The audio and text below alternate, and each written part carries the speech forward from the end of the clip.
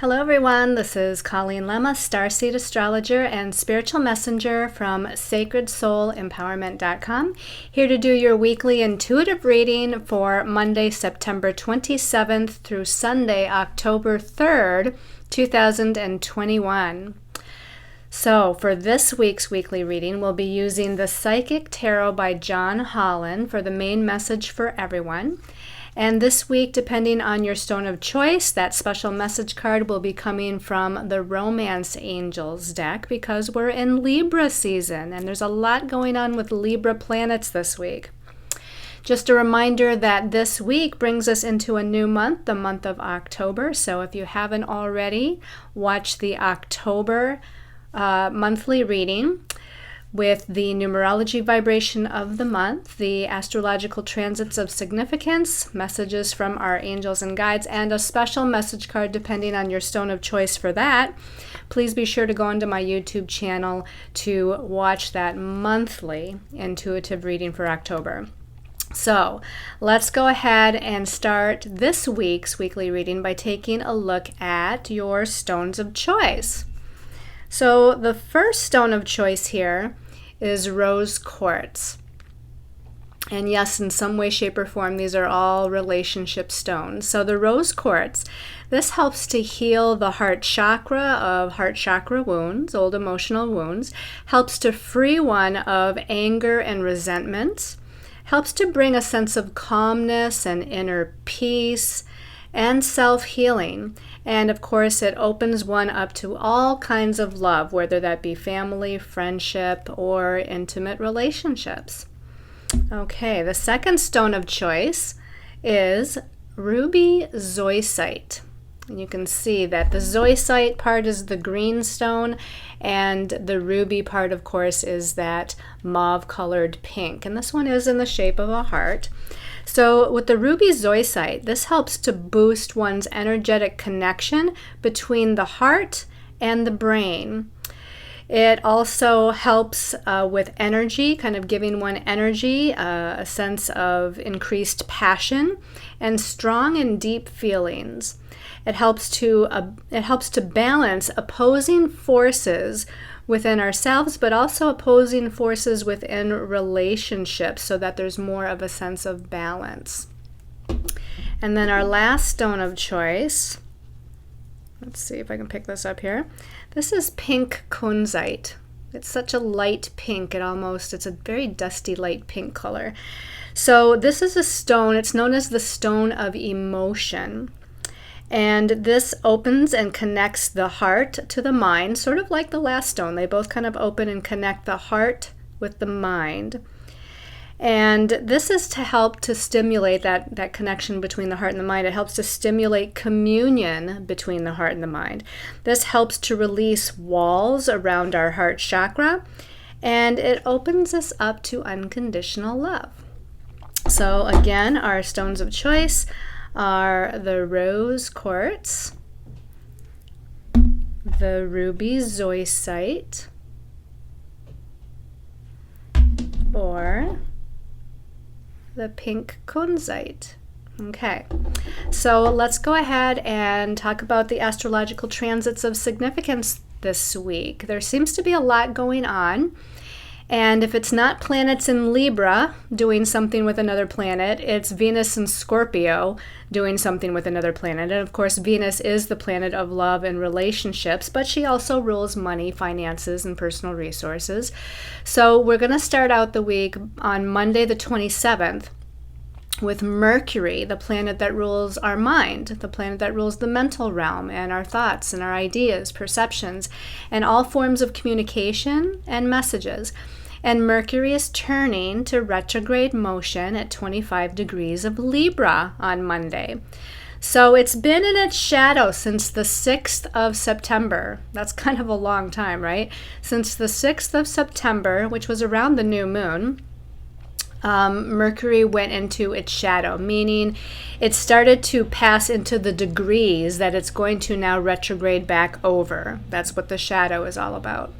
So we were already feeling mixed messages or miscommunication things not being clear when we were trying to express ourselves or other people trying to express to us, emails, telephone calls, things like that being kind of all on the mix-up. Also, there could have been mishaps with technology like phone and computers already starting to go on, or mishaps with travel plans or any kind of plans that we might be making to move ahead in some way, shape, or form. So now it's officially retrograde on the 27th of September, and it's going to retrograde all the way back from 25 degrees Libra back to 10 degrees Libra. So it stays in that sign. And of course, we know Libra rules partnerships, all forms of relationships, and it rules balance and harmony and compromise and equality and justice. Now it's going to turn back to direct motion, not until October 18th. And then it will still be in its shadow, meaning it needs to cross over the degrees. Once it turns back to direct motion on October 18th, it needs to cross over the degrees until it reaches the point where it went retrograde. And that's not until November 3rd. So all in all, this whole Mercury retrograde cycle lasts from the September 6th through November 3rd. And yes, that's a long time. But I often feel that by the point that it turns back to direct motion, which is October 18th, things will start being clear again. Communications will start to be clearer.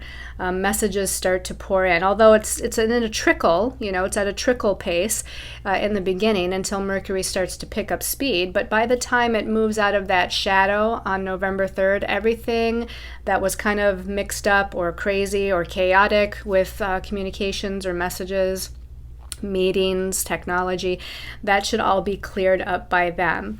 I usually find that the shadow period before Mercury officially turns direct is much more challenging at times than the shadow period after it turns back to direct motion. So just to give you that little bit of a heads up. On Wednesday, the 29th of September, we have Venus in Scorpio, and she's in a positive connection to Neptune in Pisces. Now, as I said, Venus rules love and relationships, but she also rules our personal resources and our values. And, some of those personal resources often are considered money and finances. Well, she's in Scorpio right now, and Scorpio is a sign of money. It's about other people's money and resources, but it's also about other people's values, and it's also about transformation and power or empowerment, kind of like death and rebirth energies for Scorpio. And with this positive connection to Neptune, and Neptune rules the spiritual realm, and Neptune rules the imagination, and it does rule illusion and confusion, but this is a positive aspect. So I feel like we're merging this very deep, sensual energy in relationships. That Scorpio energy can be very sensual and very passionate and very intense. So within relationships, I feel like she's merging those energies with the idea of unconditional love and the fantasy and romance, because that's what Neptune is about. So we're kind of merging those energies within relationships. When it comes to money and finance, this could be something magical because, again, it's a positive connection between Venus and Neptune. So there might be something magical that happens, some sort of miracle or magic of some sort of gift or blessing coming in, and maybe that is a financial gift or blessing of some sort. Now, even though it's a positive aspect, it still could bring some sort of illusionary energies here where, Neptune likes to usurp or slowly disperse kind of energies. It's kind of like a usurping of, with Neptune. It causes things to feel not clear, not present, not grounded, etc. So with money and finances, there may be something to where we thought we had, a certain amount of money, or that a certain amount of money was going to come in from a particular source, and then all of a sudden maybe it doesn't, or it's not as much as we thought, or it comes in differently or something. That is possible, but for the most part, this is a positive aspect. So let's look at this kind of passionate, sensual energy in relationships coupled with unconditional love and romance. And then let's look at the magic of miracles coming in when it comes to money and finances. That's what I'm going to hold on to. Also on Wednesday the 29th, the Sun, which is in Libra, is in a positive connection to Saturn. Now, Saturn's very different than Neptune. So here on the same day, we have that Neptune connection with Venus, very kind of, again, magical, mysterious, kind of energy. And then we have a Saturn connection with the Sun. Now it's a positive connection again. And the Sun is in the relationship sign of Libra. So this might indicate relationships with other people, whether it be family, friends, significant others, even with our coworkers or, those people that we might be in a business relationship with. That connection to Saturn helps to manifest things. And so because the Sun is in Libra, let's say Saturn's going to help to manifest a sense of compromise or manifest a sense of equality or justice or fairness within these relationships. Or it could be that the two people within whatever kind of relationship we're speaking of is working towards something, and Saturn helps us to manifest that and bring something into form. Saturn is in Aquarius, and Aquarius rules kind of the futuristic dream. So, here Saturn can help to bring something into manifestation that we're working on with another person, other people. I also wanted to mention that Saturn does rule karmic lessons. Now, this could be us learning certain lessons within relationships, like learning how to compromise, learning how to give a sense of equality and fairness to the other person, whoever that might be, so that it's not all about us and our wants and our needs. And so there might be lessons here, but again, it's a positive aspect. So it's lessons I feel like that are well learned, well kind of received. On Thursday the 30th, we're back to Venus in Scorpio again. And now Venus in Scorpio is going to be challenging or in a square aspect to Jupiter in Aquarius. Now, Jupiter in Aquarius is still retrograde for a little while longer here. So Jupiter rules the expansion principle. It rules exaggeration. It also rules our belief systems, and it rules blessings and abundance and prosperity. But we have a challenging aspect here with Venus and Scorpio. So remember I said Venus and Scorpio could bring something up regarding money or finances. Well, this challenging aspect to Jupiter might really exaggerate the challenge or exaggerate the difficulty or make things seem bigger than they really are, or that they really need to be, because Jupiter kind of has that shadow effect where it exaggerates things, not always in a good way, but sometimes in a not so good way. This also, even though it's a challenging aspect, Jupiter is known as the great benefic or the great bringer of blessings. Venus is known as the lesser benefic in astrology, not that she's less than Jupiter, but that she also brings in blessings, just not to as large of an extent as Jupiter. So we have the two planets of blessings coming together, but in a challenging aspect. But it still could mean that there's some sort of blessing that comes in, especially if Venus in Scorpio stands in her power. So if you stand in your power and you own your power, and you allow transformation of your sense of how you value yourself to occur, Jupiter could actually still bring some sort of benefit, together in this combination could bring some sort of blessing or benefit. So just be on the lookout for that. Now we're into October. So on Friday, the 1st of October, we have Mars, the warrior planet, the planet of energy, action, and forward movement, currently now in Libra. So we have Mercury in Libra, we have the Sun in Libra, we have Mars in Libra right now. So there's a lot of Libra planets going on. So Mars in Libra, the sign of partnership and relationships and balance and equality, is opposing Chiron, the wounded healer, in Aries. And Aries is the sign of the self. So we have a warrior planet, a masculine warrior planet, Mars, which is usually kind of about self, in a partnership relationship sign. So he's not very comfortable there, but he will put his energy towards relationships, and he is putting his energy towards trying to maintain a balance of equality, hopefully, in relationships. It's opposing Chiron in Aries. Aries is a sign of the self. So there's wounds regarding our sense of self-identity, self-confidence. self-assuredness, etc. So there's definitely something here with this opposition going on with needing to heal an imbalance, some sort of imbalance maybe in relationships, or who is the one in charge, because Mars the warrior wants to be in charge. So whether it's, again, a business relationship, a family relationship, friendship, or romantic relationship, who's usually the one in charge? Who's usually the one that speaks out and gets their way? Well, this is asking or saying that we need to look at any imbalances and heal some of those wounds to where things can be a little bit more equally divided in a positive way, so that there's compromise going on here. Also on Friday the 1st, we have Mercury, now retrograde, in Libra, the sign of relationships, and it's challenging or in a square aspect to Pluto, planet of death and rebirth, transformation, regeneration, power, and control. So, because this is a challenging aspect, there could be some difficulties or challenges in communications with other people.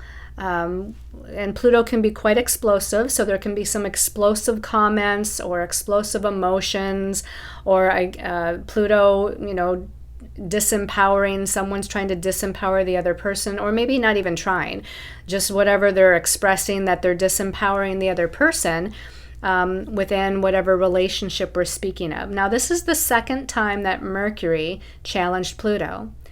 On last Wednesday, not Wednesday the 29th, which is this week, but the previous Wednesday, last week's reading, Mercury was still in direct motion, so it challenged Pluto then. Now Mercury's in retrograde motion and challenging Pluto again. So this may have something to do with whatever occurred the first time it connected with Pluto. And then, of course, once Mercury turns back to direct motion and then picks up speed, it'll be sometime in November, Mercury will challenge or square Pluto for the third and last time for this time period. Okay, on Sunday the 3rd, we have the Sun in Libra, and now the Sun in Libra is opposing Chiron in Aries. So on Friday, we had Mars in Libra opposing Chiron in Aries. Now we have the Sun in Libra opposing Chiron in Aries. So same kind of thing. Friday, Saturday, Sunday, we're looking at a weekend to where we're needing to heal some imbalances within partnerships and relationships so that things are more fair, so that things are more just in a relationship. And then also on Sunday, Mercury retrograde in Libra is now in a positive aspect to Jupiter in Aquarius. So this is nice. Jupiter in Aquarius, again, expanding into the blessings. Mercury in Libra, in a positive connection here, is bringing in positive communications, positive messages. So it looks like whatever maybe has been going on Friday, Saturday, and up until a certain point Sunday with relationships and imbalances and disempowerment, maybe the communication can start to flow in a much better and more positive way by the time we get to later on Sunday with that Mercury planet of communication in a positive connection to Jupiter, where we're able to see other people's points of view or see something from a higher perspective to understand why there was any challenge or difficulty in the first place. What was one supposed to gain from the experience? And again, if we shift our perspective, maybe see the other person's point of view or something from a higher spiritual point of view, then communications can again flow more clearly or easily. And messages also, this is a connection where messages, emails, phone calls, text messages, maybe something you've been waiting for, maybe surprises, but there's communication happening. And they're telling me, this is the last aspect, and I was going to close out this part, but the angels and guides are saying that because Mercury is retrograde right now in Libra, the sign of partnerships and relationships, we may start hearing from old significant others in our lives. So whether that's an old significant other in the family that we haven't talked to or spoken to in a while, an old friend we haven't spoken to, an ex-lover or ex-partner might pop back into the picture, even potentially an ex-business partner. But look for kind of a resurgence or a revisitation, whether it's on the phone or whether it's in person or via email, that somebody surprisingly from the past might drop you a line and want to communicate with you. All right, everyone. So let's go ahead and shift our perspective and see what our angels and guides have to tell us for the week. Okay, so just a reminder on your stones of choice for the week. We have that rose quartz. We have the ruby zoisite. Or we have the pink kunzite. All right. So while you think about that, which one you want to choose for your stone of choice, let's see what the messages from our angels and guides are for the collective. So the first card here, okay, this is Major Arcana 11. In this deck, you see it's called Balance. Now, in the traditional tarot, this is the Justice card. So isn't Libra all about balance, harmony, and justice? And that's exactly what this card is signifying here. We have a lovely angel here, and we can see that in this balance card, the angel has all of the tools necessary, all the tools of the tarot, basically. We got the wands, we got the pentacles, we've got the cups, and we've got the swords. So this is saying that we need to balance all these different aspects of our lives. The wands are the fire, the creative energy, the spiritual energy.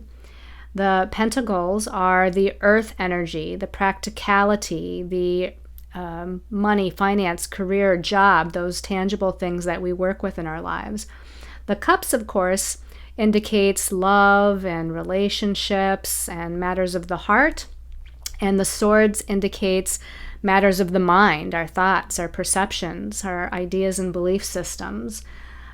So we're needing to balance all of these elements, earth, air, water, fire, or we're needing to balance all of these areas of our lives right now. And that can be taken two ways. One way to look at it is that with Mercury Retrograde and what that can bring, along with some of the other energies that over the long term have been happening or are happening, that there's just a lot to juggle. There's a lot to balance in our lives, right? We're needing to balance home, career, money, spiritual life, our emotions, our new ideas. All of these things need to be balanced in life.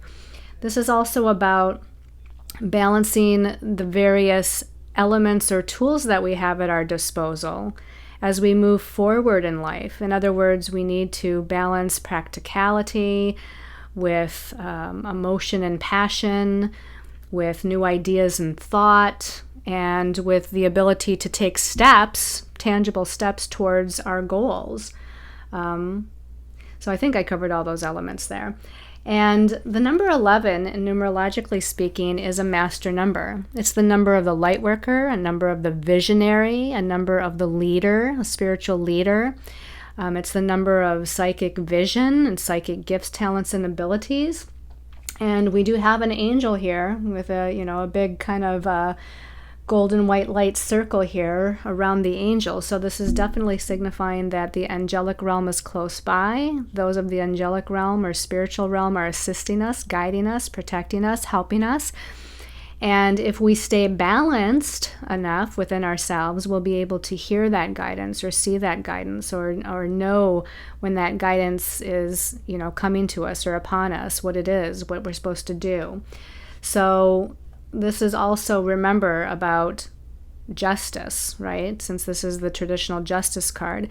So this is about equality and justice within all of our dealings, within all of our relationships, and making sure that we are empowered as this light worker number, the light worker, the visionary, that we're empowered in our truth, but that we're also not disempowering other people at the same time. Because this 11 equals a 2, right? If we add 1 plus 1, it's a 2. So it's we're balancing ourselves with the 1 with other people in our lives. Okay. So let's go ahead and take a look at the second card here. The second card. Okay, this is a chakra card. And not surprisingly, it's the solar plexus chakra. And so it's chakra number 3. Third chakra, solar plexus chakra. This is our center of personal power. This is our center of confidence and courage and authority and leadership, taking charge of our lives, making things happen.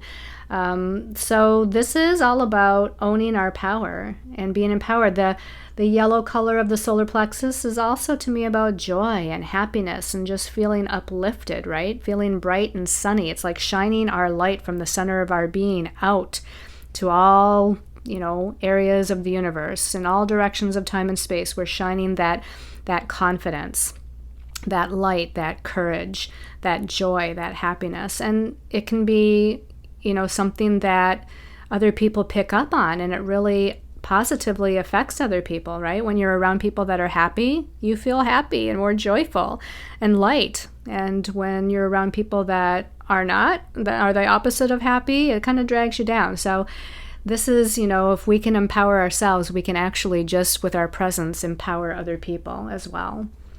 All right, so own your power. Own your power. This is a week to not be disempowered or allow other people to take your power, right? With that Venus and Scorpio challenging Jupiter here. And with Mercury and Libra challenging Pluto, right? Okay. Ooh, Major Arcana 6. Harmony. This is the last card. Yes, this is the lovers in the traditional tarot. So definitely relationships are highlighted now. We want that beauty, that balance, that love, that unconditional love and compassion and respect and harmony and that sense of just balance. And we need to compromise, right?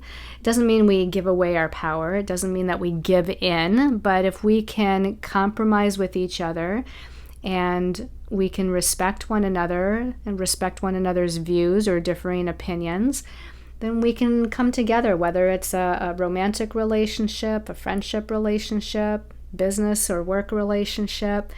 We can have harmony and balance here. The number 6 numerologically is a number of balance, and it also is about balancing home and family matters with career, life path, who you are out in the world matters. So this also might be part of it as well, where you're trying to balance career responsibilities with home responsibilities. Some sort of relationship of significance might be indicated there as well.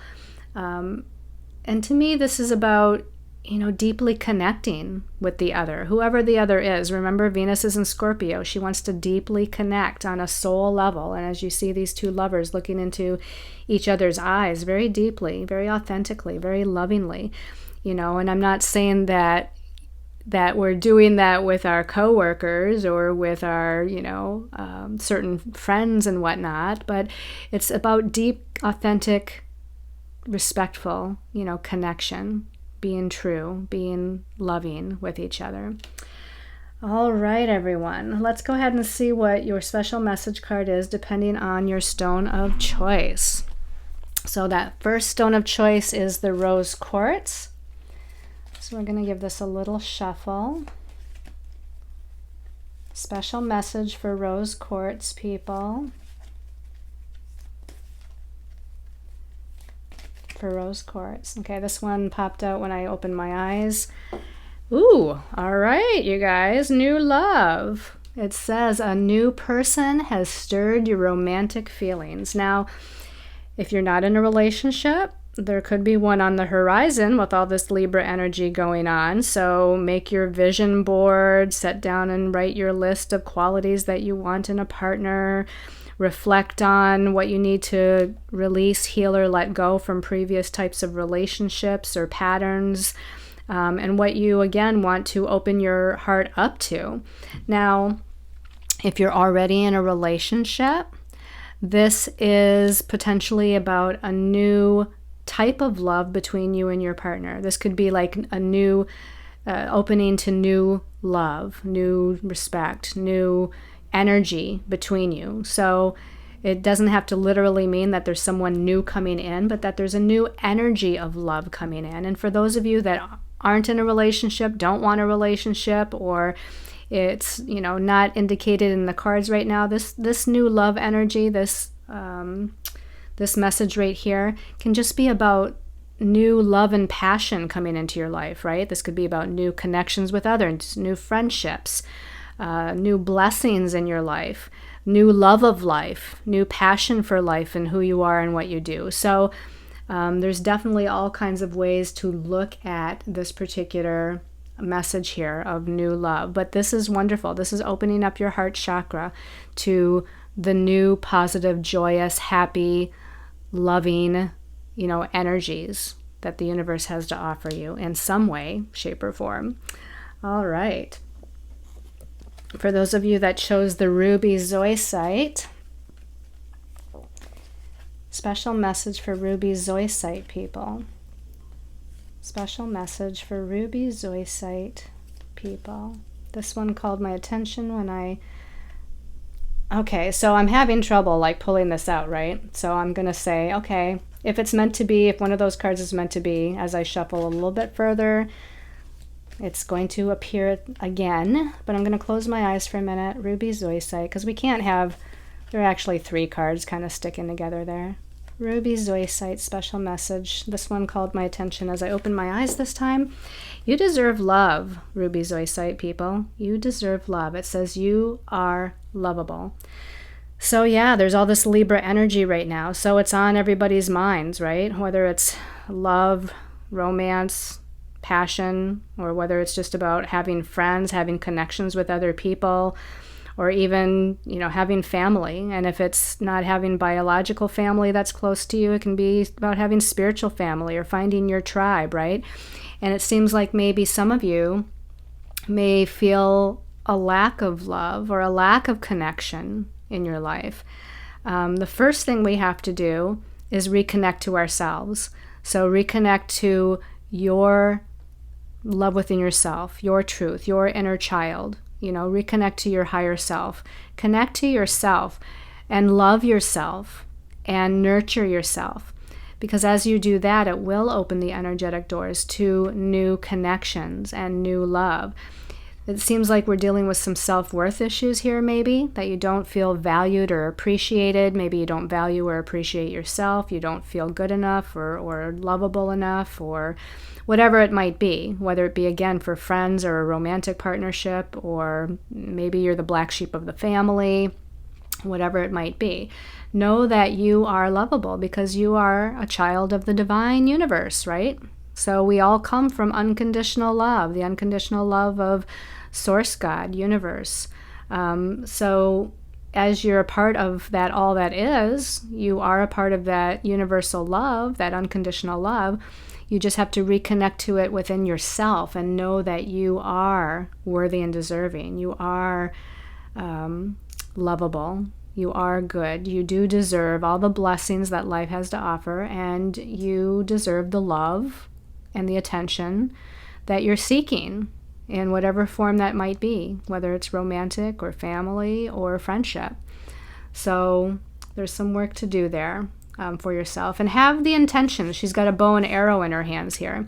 So send that intention out like an arrow into the universe and ask for what it is that you want. Maybe you want to make a list as well, a list of what it is that you desire, what kind of relationships you would like to have in your life. So send that out and then expect to have what it is that you want come to you. Okay. Those of you that chose the pink kunzite, special message for pink kunzite.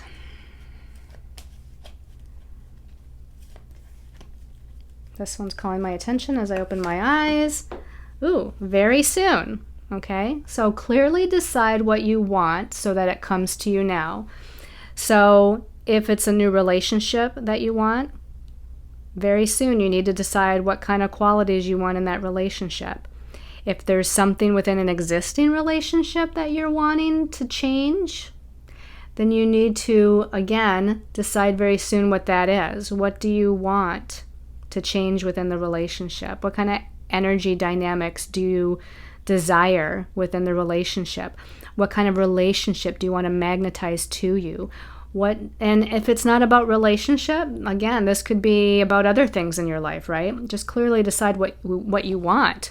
Do you want a new job? Do you want a new career? Do you want a new place to live? Do you want travel? Do you want fun? What do you want?